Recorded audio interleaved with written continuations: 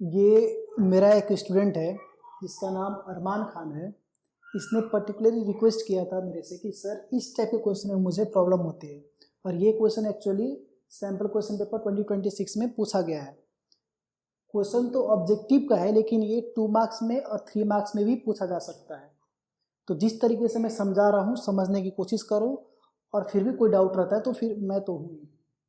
तो क्वेश्चन में क्या बोल रहा है, the sum of 2 numbers is 1215, ठीक है, 1 to 15, and their HCF is 81, then the possible pairs of such numbers are.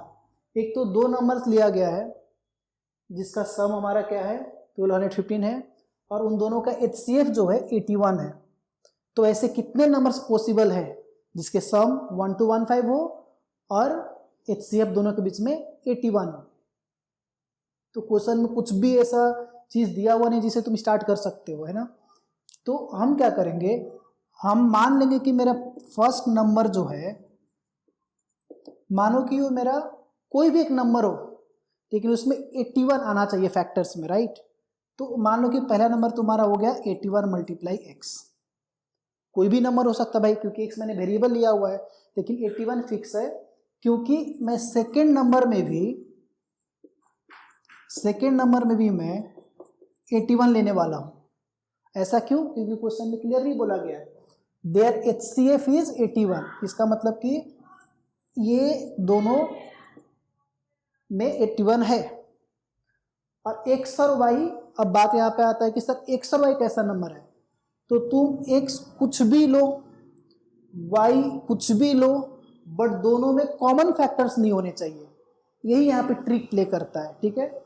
इन दोनों के बीच में क्या नहीं होने चाहिए, कॉमन फैक्टर्स नहीं होने चाहिए, क्योंकि अगर कॉमन फैक्टर्स होगा तो फिर हमारा HCF अल्टर हो जाएगा, तो क्वेश्चंस को यहाँ पे ये कंडीशन सेटिस्फाई नहीं हो पाएगा, राइट। तो पहला नंबर हमारा 81x, दूसरा नंबर 81y। तो क्वेश्चन में क्या बोला था, सम ऑफ 2 नंबर्स इज 1215।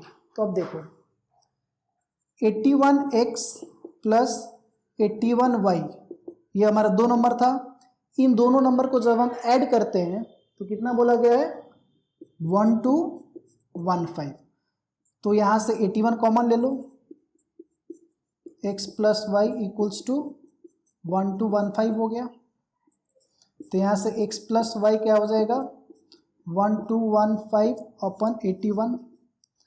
अब इसको 1 to 15 को जो है तुम 81 से डिवाइड करोगे तो कितना आंसर मिलेगा, 81 टू जा तो 81 1 जा ले लो, 81 हुआ, सब्ट्रैक्शन करोगे तो 0 आएगा, 4, ये 5 आ गया, 81 5 जा 405।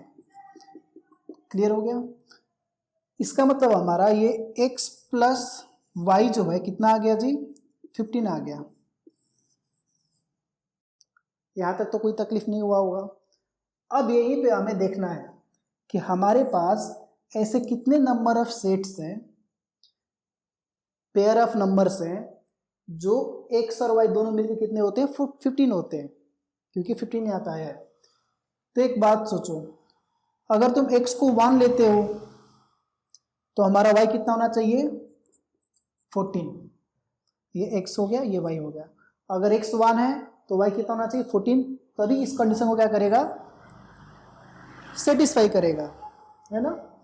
और अगर 2 लेते हो तो ये कितना हो जाएगा 13।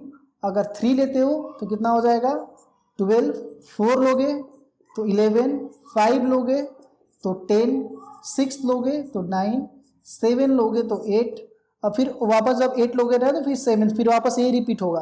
तो हमें रिपीटेशंस तो लेना नहीं है, राइट, क्योंकि रिपीट करोगे तो फिर वापस नंबर वही होंगे, बस एक्सचेंज हो जाएंगे। तो रिपीटेशंस हमें लेने नहीं है, तो यहां से आगे जाना नहीं है। अब बात आ गया इसमें, मैंने पहले ही बोला था कि अगर तुमको HCF 81 रखना है तो x और y में जो है कोई भी कॉमन फैक्टर नहीं होनी चाहिए, ध्यान में रखना ये बात। नहीं तो अगर x और y कुछ ऐसा रख दोगे जिसमें इसमें भी कॉमन आ जाएगा तो फिर यार HCF 81 होगा ही नहीं ना। यही चीज का तो ध्यान रखना है। तो 1 और 14 में कोई कॉमन फैक्टर्स है क्या, तो 1 तो है ही 1 के अलावा, तो इसको हम ले लेंगे, ये हमारे काम का आ जाएगा, क्योंकि इसको रखेंगे ना तब भी हमारे 81 ही कॉमन मतलब HCF आएगा। 2 और 13 ये भी चलेगा। 3 और 12 नहीं चलेगा, क्योंकि 12 में जो है वापस 3 आ जाएगा, तो 3 फिर कॉमन हो जाएगा, तो ये चलेगा नहीं। 4 और 11 बिल्कुल चलेगा। 5 और 10 नहीं चलेगा, क्योंकि इन दोनों के बीच में क्या है, कॉमन फैक्टर है। 6 और 9 भी नहीं चलेगा, क्योंकि इन दोनों के बीच में क्या है, कॉमन फैक्टर है। 7 और 8 चलेगा, क्योंकि इसमें कॉमन फैक्टर नहीं है। ठीक है, तो हमारे पास कितने ऐसे पेयर आ गए, 1 2 3 4, हमारा क्या हो जाएगा, 4 such pairs of numbers are available, जिसका सम करने पे जो है 1215 आता है, और उन दोनों का HCF जो है 81 आता है। इस तरीके से इस क्वेश्चन को तुम अप्रोच कर सकते हो। अगर अभी भी कोई डाउट है तो पूछो मेरे से, मैं कोशिश करूंगा कि थोड़ा इसको और इलैबोरेट करूं।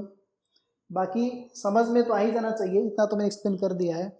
और अगर यहाँ तक आ गए हो तो सब्सक्राइब कर देना, कुछ ना कुछ नंबर्स तो मैं बोर्ड में इंक्रीज करवा ही दूंगा। ठीक है।